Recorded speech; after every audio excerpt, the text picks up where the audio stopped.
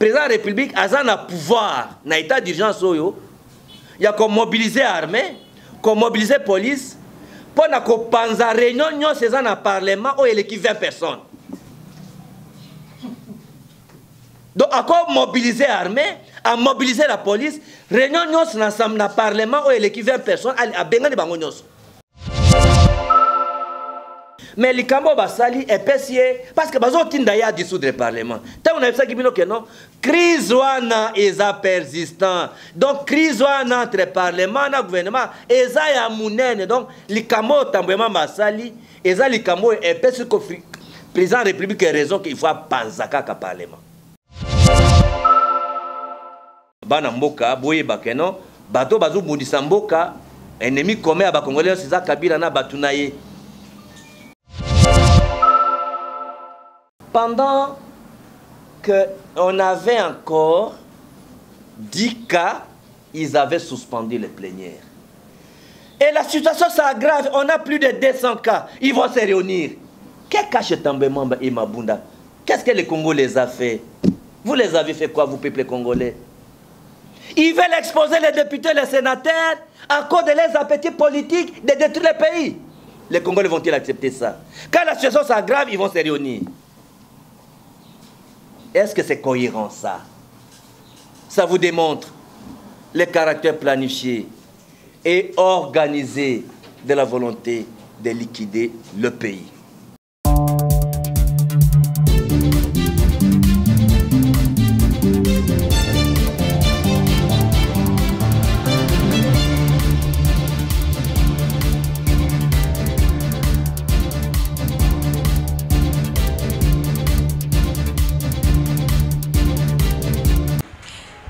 Media Télévision, mesdames et messieurs, bonjour, ça y est, bonsoir, ça dépend de l'heure à laquelle vous avez en tout cas. Rachula Karame, je suis encore là chez vous en ce moment pour l'Europe Sabino, toujours l'actualité à Mboka. L'actualité à Mboka, tu es surtout après Kaka arrestation et mon Mboka Vital Kamere. Oh, Azali Bongo, directeur il y a cabinet ya Mkonza Mboka na Makala, Tomoni Bongo, le président de l'Assemblée, la présidente de l'Assemblée nationale, Janine Mabunda, puis le président du Sénat, Tambwe Mamba, a annoncé Bongo Congrès. Na boyende simbi pena mingi tena mato ya baimboka pe lisusu bayi politique batomboki makasi balobi pourquoi ko annoncer congrès mais congrès wana soki ndolandi na maloba ya mwana mboka Janine Mabunda président de l'Assemblée nationale pe Alexis Tambwe Mwamba président ya Sénat balobi ba annoncer congrès pour na ko sala bongo suivi pour na ko sala pe exécution ya mwana mboka le président Félix Antoine Tshisekedi Tshilombo asalaki tanga décrétaka état d'urgence ba sala ba concrétiser en tout cas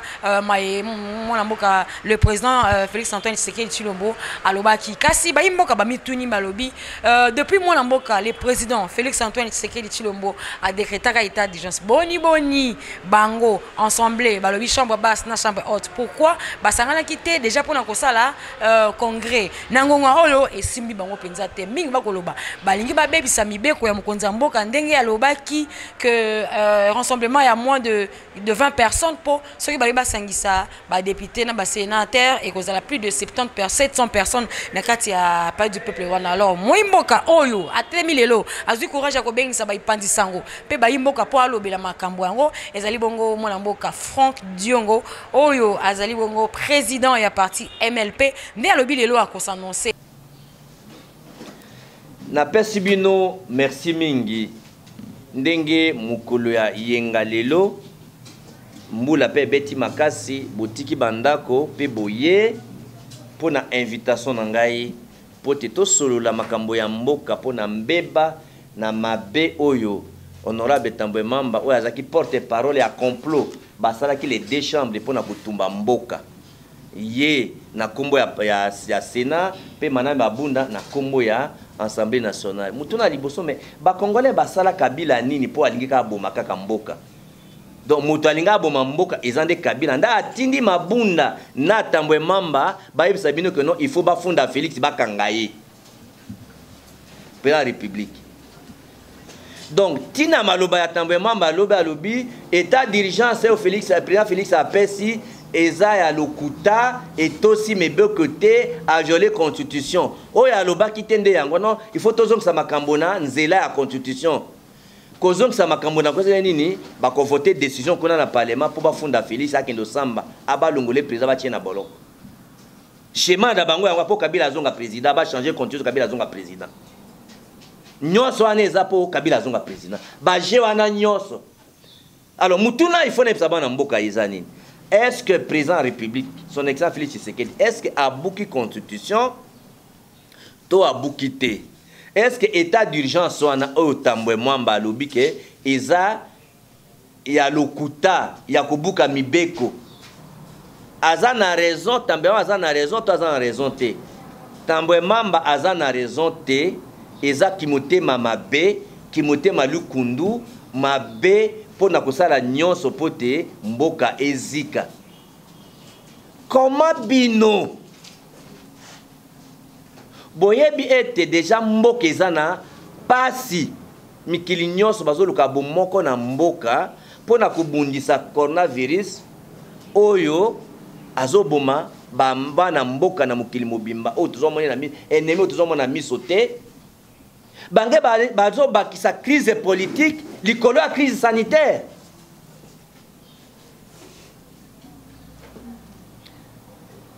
Et yano na kopesa bino pona talisa bino kimotema mabe ya Kabila à travers maboko na emi balé mabunda na tambwe mwamba. Constitution ya mboka ngana zuru bana bino lokola baye oyo na eboyebi ke nazali parmi bato bakomaki constitution oyo ya mboka po tango bino boza interpréter yango biso nde tokomaki yango toyebaki article na article discussion tozaki na yango ezalaki ndenge nini parce que moto akomaki mukanda ayebi tina mukanda bakomaki po état d'urgence na elingi kolobani na lingala ezali dictature autorisée à président de la République. Nde état d'urgence. Ezala ndenge nini. Tango mboka ezalaka na ba institution nango, azana parlement, azana gouvernement, état azali na ba Sénat, Assemblée nationale, gouvernement, pouvoir judiciaire biloko wana nyonso. Mais tango tozako comme constitution pe ba pays ba mikili muso pe basala makambo yango. Mais ce comme mubulu moko ekoti lokola volcan ekoti to tsunami soit mbula moko ya pasi ebimi ba ebomi soit côté moko boye mboka maye tambola malonga ezate na lopoto alobaka panita ba institution donc l'état a tellement makate lokola ba institution elali l'état kolala te nde batala kete no soko l'état comme na moment wana soit bitumba il faut moto oyo azaka symbole ya mboka eza président de la République. Il faut continuer à l'état. Il faut un pouvoir rebeller. Oyo azaka nango te soko l'état ils ont fonctionné normalement. Soko l'état ils ont fonctionné normalement. Nde ba bengi état d'urgence, c'est-à-dire que na lopoto balobaka l'instauration de la légalité de la crise. Elingi koloba te tango bache état d'urgence elingi le pouvoir à nyonso ya mboka ezonge pa mutu moko président de la République azana pouvoir ya ko déroger ba règle belé même ya ba droit donc dans le poto balobaka il peut même dessaisir certaines prérogatives de la justice yande boyokaki mesure moko allez pendant 2 mois bailleur a combien sa locataire té. Il a ce droit en état d'urgence. Or, ils ont un droit privé. Alors, na yangonde wanande état d'urgence, ça dit que le président a eu pouvoir, il y a ça la dictature dans Mboka, dictature autorisée dans la constitution. Et puis, la décision, ça cause un état d'urgence, il faut attaquer. Pourquoi attaquer la décision n'a été dans la justice? La décision, ça cause un état d'urgence. Ils ont attaqué le gouvernement. Nayango donc, état d'urgence et décision à président, tout ordonnance à président, et aussi mibeko, banamboka, tambwe mamba akosi, ezaki motema mabe, motema likundu, volonté à koboma mboka, kocha mubulu na mboka. article oya pesi 119 alinéa D eza yango te nde esali état d'urgence oyo président de la République a pesi article babosanaki ka article 85 ezalaki pona kimutema mabe article 144 ezalaki article 145 ezalaki bokomona ke président de la République aza na raison ase biloko nyonso na mutema moko eloko nini bazoloba ya lokuta ke ba bomba lokuta na bango eza na likanisi nini likanisi ya kobomba lokuta na bango eza ke non ye il fallait biso parlement asenga biso autorisation soko topesa autorisation nde asali état d'urgence lokola asengi biso autorisation te donc abuki mobeko likonzi oyo tobengi na lopoto constitution donc il faut tofunda ye balongola ye bakanga ye alonga président Kabila azonga donc tambema basala intérim à 3 mois ali bazongisi Kabila ba changer constitution Kabila azongi président à vie po schéma na bango balinge ba changer constitution na session oyo lokola coronavirus oyo yeye moya ko changer constitution ezate aller ba profiter bamba lokuta ba tia mobulu na mboka bato nyonso bayebi ke balingi ba Kabila na bato na ye baza déterminé ko tia mobulu na session oyo bato nyonso bayebi yango bon mona ata na assemblée nationale bazo clôturer po bazo banga population po bazo tia mobulu il faut boy bango. Alors, est-ce que le président de la République a bouki mobeko te, a bouki mibeko te, ni mobeko li konzi? D'ailleurs, le kambo yango ya kosenga autorisation na parlement ya moté mokonzi mboko a proclamé un état d'urgence. Ko proclamer ça ko la ko sakola pour a sakola état d'urgence. Ko sakola ko belela mutambuta koza o ya ngalo. Alors, likambo yango elobamaka na 2007 et salamaka pe na 94 wana nde etalisi kimutema mabe ya président Tambe Mwamba po yazaki kokamba mboka na Mobutu na 94 tango touti na Sun City pe azaki kokamba mboka pe na parlement na 2007 azaki kokamba pe mboka kote ya bato azokamba mboka ayebi yango nazoloba bien pe aza avocat munene na mboka. Na 2007 na parlement wana boyebi ke nazaki na 2006 nazaki 4e sur 1500 kana na lukunga ya mbote injustement balongolanga boyebi yango na sejaki na parlement. Alors Assemblée nationale na Sénat ya 2007 bakomaka pe likambo yango ya il faut ko senga autorisation na parlement po bakoka ko pesa président de la République na autorisation pouvoir ya ko cha état d'urgence na mboka. Cour suprême ase akata likambo yango na 94 série ya Mobutu pe na 2007 série oyo ya Kabila pe chance ba congolais baza nango en tout cas mokolo ya Pâques nzamba bini ba congolais po muto azalaki président ya Cour suprême la justice yende aza lelo président Cour constitutionnelle Luamba Benoît arrêt wana Luamba Benoît alobaki clair te ba parlementaire bokosi président de la République pour asala état d'urgence à kosenga autorisation à parlementaire constitution alobi yango te arrêt wana numéro nango 061 lobi boya na kopesa bino so kopi nango oyo alingaki ndoluka ye moko akende luka ye moko akomona yango arrêt 061 ya Cour suprême ya justice président nango Benoît Luamba azate président Cour constitutionnelle lelo donc bobanga te eza rendez-vous marqué à Betty Poto Libanda bien quotité. Donc Kabila a raté kuna ya koboma Félix ya kocha trouble na mboka ba ko ne besoin responsabilité na bino pour na ko défendre l'état de droit démocratie. Na yebi ke bazo banga le fait que le président Kamere bakangie bazo sambisa bazo banga e bongo biso batotikale ba akokanga biso nyonso. Est-ce que ko banga ngode tindi bango basala faute munene modèle wana?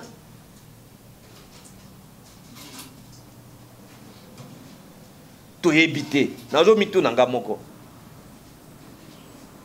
Donc bobanga na binote président Félix Abukine bibe côté likambwana kuso assez akata botala sikoyo nde bakwe na mutambo na bango moko.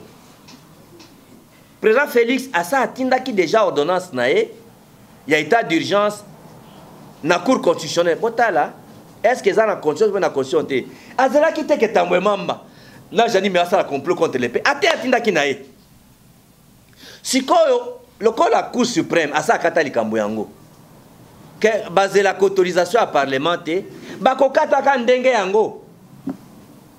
Bon, à supposer que l'obiloba lundi ordonnance est bimi à cour suprême avis ordonnance à président Félix et ça conforme à la constitution tambema ba ifa ya koloba sunini il faut bobo examiner ba pandi sango yo lobaki a violer constitution cour suprême ba violer constitution te mutema mabe na yo eza olingi ni na mboka ya Congo politique ngo pa zo rappel retraite depuis Mobutu tilelo. Ah,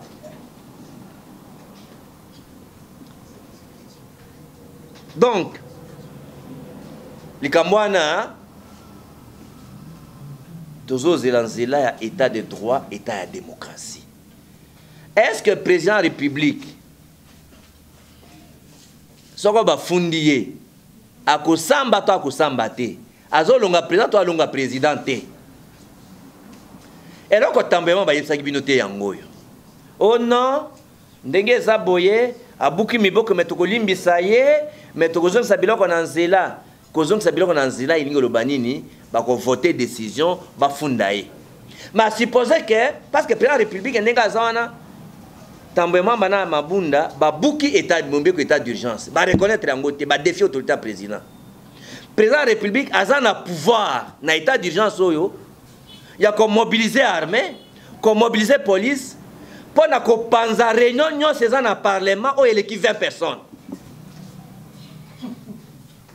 Donc à quoi mobiliser armée, à mobiliser la police, réunion nyo na parlement o eleki 20 personnes a bengani bango nyos. Parce que tina congrès wana eza na ngote. Na lobo na bango opportunité. Aza na pouvoir wana. Pour bango ba défier autorité naï. Et puis le quoi la batie psychose to potopoto to changa na mitu abato ko banga na mitu abatu il faut président la République na 5 président la République soko azi ordonnance pendant la semaine a quoi kopesa message par population congolaise pendant ko talisa bango ki mutema mabe ya parlement.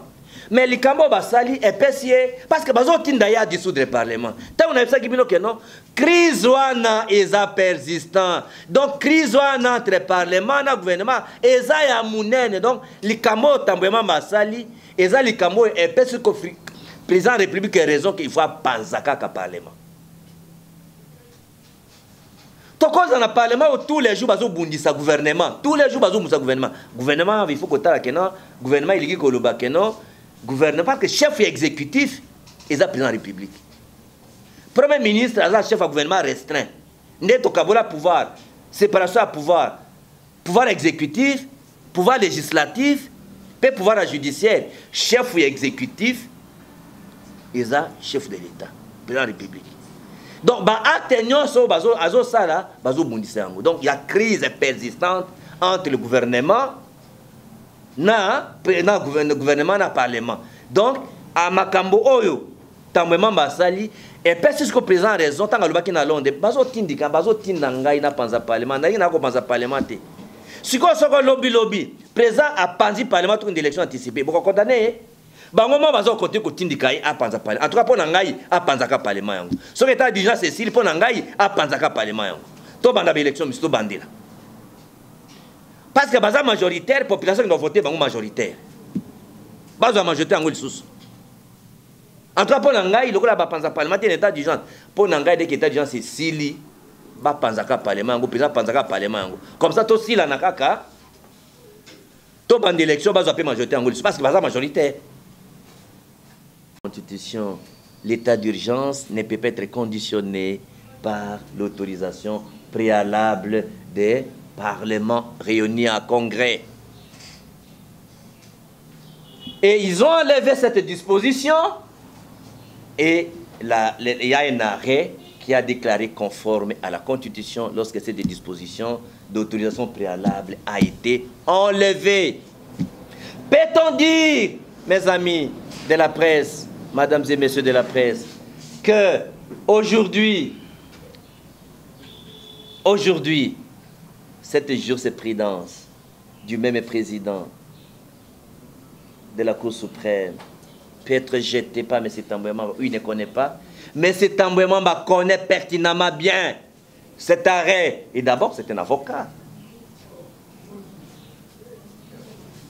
Vous êtes sûr que tous les députés de la majorité, tous les sénateurs ne connaissent pas cet arrêt? Franck Diongue est le seul qui connaît cet arrêt? Cela, c'est vous montrer que c'est la mauvaise foi. C'est un schéma de détruire le pays, de liquider le pays, de créer la psychose au pays. Donc j'appelle les Congolais à l'action et à la responsabilité pour défendre la démocratie, l'état de droit. Il est vrai que le ballon d'Inseil, c'est un rendez-vous manqué, une sortie ratée. Parce que n'oubliez pas, pour vous montrer la mauvaise foi et la méchanceté, pendant que le président de l'Assemblée, le président du Sénat, le président de l'Assemblée nationale, tous le déconnaissent, que le président de la République a saisi la Cour constitutionnelle pour déclarer si son ordonnance est conforme ou pas à la Constitution, et que le président de la République est en train d'attendre l'arrêt de la Cour constitutionnelle. Maintenant, l'opportunité du Congrès, parce qu'on l'a demandé, à quelle date le Congrès? À quelle date? Il ne sait pas dire la date, alors qu'ils se sont concertés en commission paritaire. Il ne veut pas dévoiler la date. Quel est l'ordre du jour? Il ne veut pas dévoiler l'ordre du jour.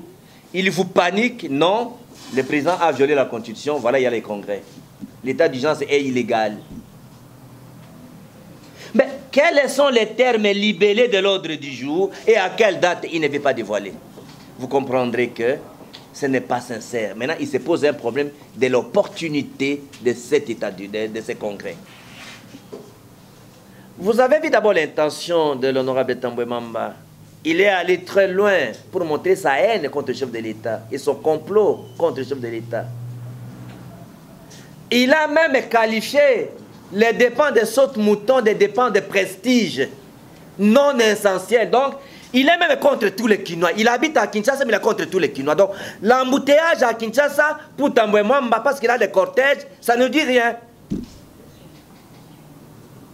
Donc, régler les problèmes d'embouteillage à Kinshasa par les saute-moutons, donc c'est une dépense de prestige. Donc, parce que lui, quand il passe avec les cortèges, il n'est pas dans l'embouteillage, il peut changer les essences. Mais un petit monsieur, le peuple congolais, qui passe par des bus, par des petites voitures, ils vont faire comment?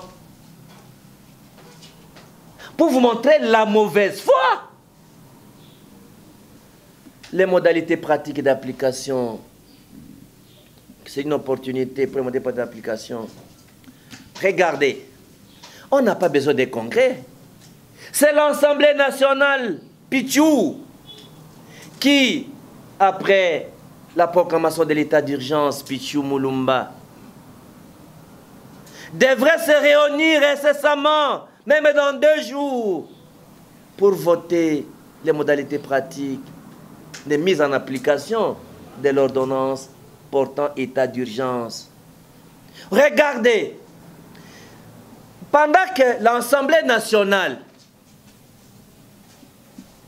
n'a pas fait la réunion pour voter la loi de mise en application des modalités pratiques, ils ont violé la Constitution, ils attendaient pour accuser le président de la République. Ça s'appelle la politique des boucs émissaires. Ça ne marche pas, le fait des autres. Kabila a gagné, président Tshisekedi a gagné, papa Félix a gagné, qui a Botoliango. Donc, alors, ce qu'on a sombi ba député na ba sénateur, ou anande siko ba no voter, pas zonga, pas de comme constitution mususu. Parce que son constitution oyezali, Kabila Koutika n'a jamais causé la candidat. Prenez ton vote constitution oyo, et ça tient ba a permis mandat moko azongi non, le quoi là ba président américain. au sali des mandats au kozonge la dessous jati au kokufu kozonge la kate oza sénateur à vie ezate que sénateur à vie ezate que elle moko longue sénateur à vie donc sénateur à vie akosa musa musute ni gazana akosa musa musute akwa poser les soute sénateur à vie mandat ezate donc kabila kutika lozonga soute alors chez moi nezanini supposé que soko kuna bango iratakate po iraté déjà donc batambe manda kabila beti poto soko iratakate à ce moment-là à supposer que ba président république à Longwe par exemple tambement ba côté à salle intérim organiser élection et tout auto ba côté na trouble moko boyetindi que ba changer constitution donc ezaka baluka manœuvre moko boy ozo monate na Kivu na est kuna bitumbeza na est Gédéon Kungu kaka bato ya kabila ndi bazo boya basambisa ye ocha trouble na est ocha trouble na Gédéon Kungu aza muta PPRD tu vois bien ngo un criminel aza muta PPRD aza muta FCC anataka fiji ya kabila mutazo protéger za kabila ya ngonde bakaba Gédéon Kungu kabila ndi fa livrer Gédéon Kungu pona ngai soko bato bakei na Lubumbashi pona likambete Gédéon Kungu soko ba livrer Gédéon Kungu te ba chef militaire ba chef administration ba chef sécurité il faut que le président Félix a limogé bangonyos parce que ça complicité comment pendant l'état d'urgence pendant le couvre-feu motaza garder na ba pem akende kokima na biso sokena na katanga ngana sa tambola kona na makolo olongwe to na mituka pardon olongwe Lubumbashi ti likasi eza 200 km comment na couvre-feu motakimi kuna pe bakangi été à quel cas ça kotizamba ils a complicité ba konse donc nous sommes bazo préparer des ordres to kaona mbuka il faut zambe apambo zamba Congo za maboka nzambe ba congolais bo défendre mboka na binoté ennemi numéro 1 ba congolais za Kabila il faut bébé le quoi. Merci beaucoup. DG de Vrai Journal Peter Tchani, nous n'avons pas un président faible. Il ne faut jamais confondre la bonté avec la naïveté. Il ne faut jamais confondre, bien entendu, le respect de loi à la faiblesse. La patience n'est pas une faiblesse. Aujourd'hui, si le président Félix était pressé, je ne suis pas son porte-parole, je ne suis pas son directeur du cabinet, je ne suis pas dans son parti, mais je suis un analyste politique. Vous m'appelez héros vivant et monument vivant qui a participé dans les grandes étapes politiques de ce pays. J'ai le devoir républicain de montrer au peuple congolais la voie à suivre. Surtout que le Mandela congolais, qui est mon maître, Etienne Tshisekedi, le père du président, n'est plus en vie. J'ai cette responsabilité de vous montrer la voie à suivre. Tenez, dans un état de droit, la loi est au-dessus de tout. Les guides, c'est la loi. Le guide, ce n'est pas les comportements. C'est la loi qui est au-dessus de tout. C'est la justice qui est au-dessus de tout. Tu as déjà vu un président qui laisse la justice interpeller son directeur du cabinet? C'est ça l'état de droit, monsieur. Est-ce que ça c'est une faiblesse? Les comportements indélicats des présidents des chambres qui, au regard des droits parlementaires, auraient dû avoir les droits de réserve au regard des pouvoirs qu'ils ont comme chef de corps. Je ne parle pas de l'alliance comme ils sont en alliance politique. Mais lorsqu'on est chef de corps, on se prononce comme chef de corps. On a les droits de réserve et de retenue qui n'observaient pas. Innocent Olenga. C'est pour vous dire qu'ils sont tombés dans leurs propres pièges. Je vous ai dit, et puis Tambouema m'a dit quelque chose d'important. Nous sortons d'une réunion paritaire concertée. Ce que j'ai dit est le résultat d'une réunion paritaire. Mais le complot est là, les masques sont tombés. Vous l'avez besoin que le président dise que le président de l'Assemblée nationale démissionné, le président du Sénat démissionné. Est-ce que ça c'est un pouvoir constitutionnel? Pour Vital Kamerhe, je vous parle comme un chercheur en droit parlementaire, le président, à l'époque M. Kabila, président de la République, par rapport à Vital Kamerhe, le Kabila se servait de Kamerhe comme député de son parti. Et en droit parlementaire, la question des débats, c'est moi ici, Franck Diongo, qui avait amené Vital Kamerhe les livres pour voir quelle est la réponse à donner. Témoin Willy Kalengai.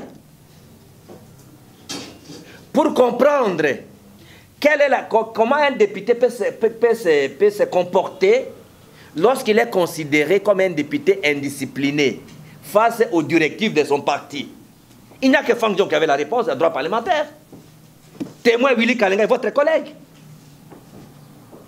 Je ne peux pas dévoiler tout ce que j'ai fait dans ce pays. Le comportement d'un député, lorsque son parti lui donne des décisions contraires à l'intérêt des électeurs, le député va s'opposer aux exigences de son parti si le député juge que l'exigence du parti est contraire aux intérêts de ses électeurs. Et dans le cas d'espèce, Vital Kamerhe était contre l'entrée des Rwandais qui menaçaient l'intérêt de ses électeurs à l'Est. Donc Vital Kamerhe était en droit de refuser de démissionner.